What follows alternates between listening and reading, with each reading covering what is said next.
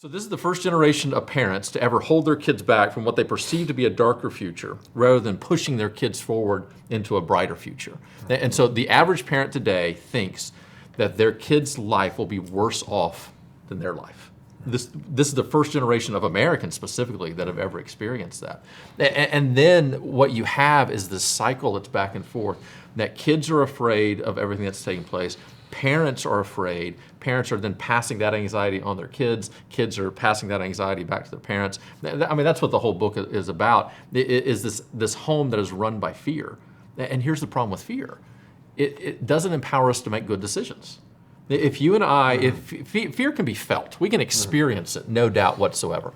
But if you and I are primarily making decisions based on fear, we're going to make bad decisions. And I think that's where many parents are today, and kids are experiencing the byproducts of that, is their parents now are making decisions out of anxiety, which causes us to hold our kids back, not to empower them to make decisions, be helicopter parents, those trying to basically clear the way for the child so the child experiences no angst, no consequences to their poor decisions.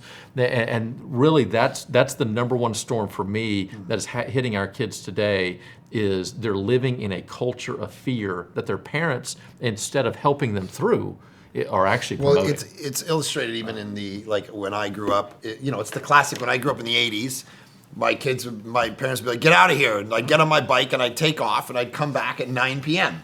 And I was like 10. Yeah. They have no idea whose house am I in? Who am I with? What am I doing? They don't see me.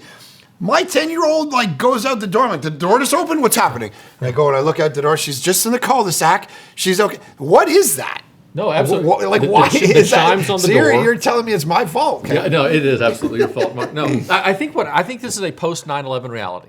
I think for our generation, we experienced 9/11 before we had kids or as we were having kids, and we realized how frightening the world was.